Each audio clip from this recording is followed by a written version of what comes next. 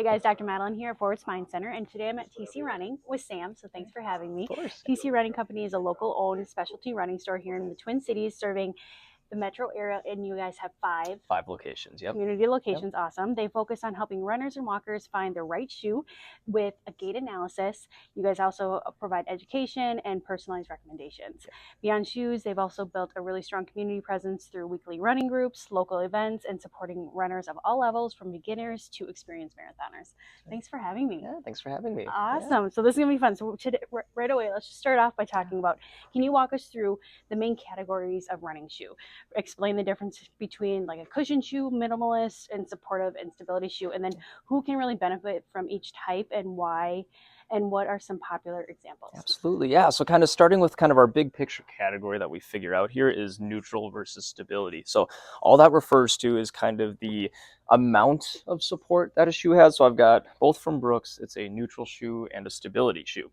So a stability shoe, in Brooks's case, they use these extra, they call them guide rails, or it's just some firmer foam that runs along the medial and the lateral part. It's a little bit stiffer shoe as well. So again, for someone who's overpronating or has a little bit more flexible arch, that's a shoe that we would put them in for that sort of thing. Versus a neutral shoe doesn't have any of that extra like torsional rigidity or structure or anything like that. So then for someone who maybe doesn't again have as flexible as a foot, just like other forms of flexibility, it's not a good or a bad thing. It's just other, some people are more flexible than others, and the shoe is going to do that to kind of accommodate that specific person's gait, is what we call that. And so every brand follows that kind of neutral stability structure. It's just a matter of, again, trying some things on and seeing just what shape of shoe, how brands get the job done.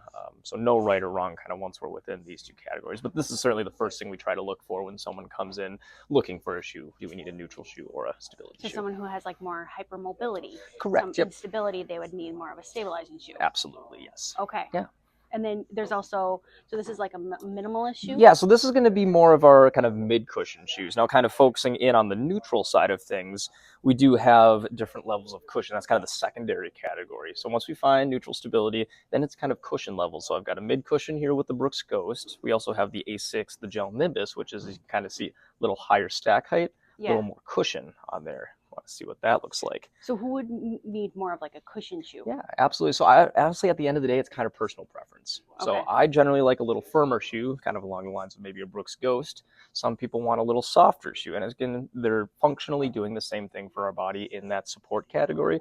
It's just what underfoot sensation do we like the best?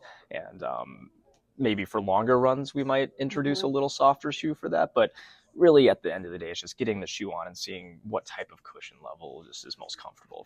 You see some like marathoners that still don't even prefer a cushion Absolutely. shoe. I've got plenty of people who come to the store that still run marathons in this shoe, and it's probably on the firmer end of what most people are running those long distance races in, but it's worked for them. Historically, it just has, and that's what they feel comfortable with. Okay. Is there any other categories that, Yeah, so kind of stepping down from the mid-cushion shoe, there are a few of kind of more minimalist shoes out there. So Ultra Touring does kind of fall into that category a little bit more. Its other option though, we'll just grab this off the wall here, the Ultra Escalante. This is again another true minimalist shoe, as we can see just by that low stack height on there. But both of these, again, a little lower to the ground is really the main thing that's covering. So again, not for everyone, just like stability neutral. It's the whole idea of, I would say, minimalist shoes is also the zero drop. Talk a little bit about like the difference between like a performance shoe and then maybe a Absolutely. So while we're on the topic, so a zero drop shoe, what that refers to is, so most running shoes have an offset between the heel and the toe. In Ultra's case, it is completely flat, or 0 millimeter offset between that. Now, in like a Adrenaline, for example, it's about a 10 millimeter offset from the heel to the toe, and that just refers to, again, how much that heel is sitting above the toe. Most of the time, that's really not a metric we really take into account too much, but let's say someone has maybe an Achilles injury that we're trying to get back, or some calf pain or some quad pain, that does kind of maybe change where that pressure is being placed on the foot. But it's, again, maybe not as big of a metric as it was when kind of I first started in this one, just because the foams have gotten a lot smarter.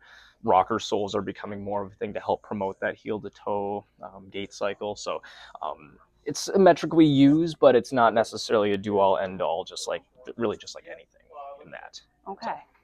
And then there are like so what's the highest amount of?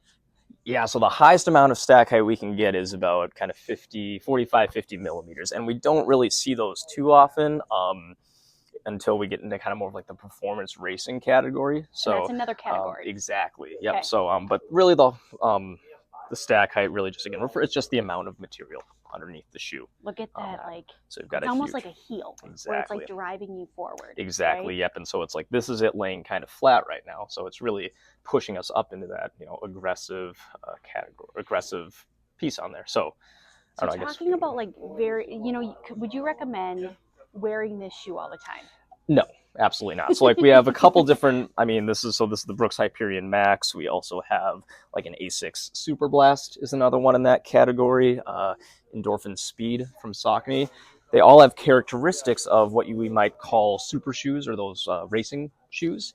But in the super trainer category, this is one that's really started to emerge over the last kind of 4 or 5 years. It takes elements of our super shoes and then elements of our everyday shoes, kind of meets us in the middle. Okay. So for those that want maybe an extra little oomph of, extra little underfoot feel when they're doing like a workout or even a race, this category of shoe really suits well for that.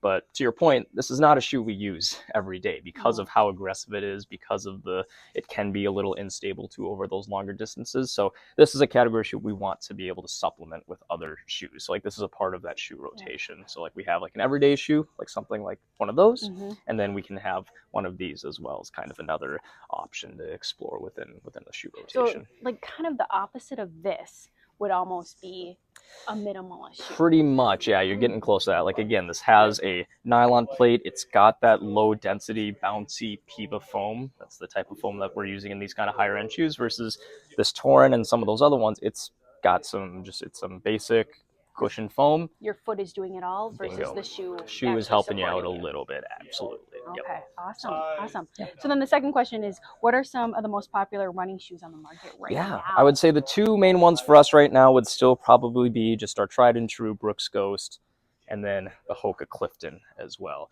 Okay. Again, it doesn't necessarily mean that they're the best. Like these two, I have not worn a pair of these shoes ever in my life, and yet they are still probably our two best-selling shoes. Why do you think that because so for me, it's the shape of the shoe for me. Like even like Hoka's particular shape, the way that they shape the shoe doesn't quite like my foot shape. Same with this Brooks Ghost. It's a little too roomy in the toe box, a little too tight in the heel.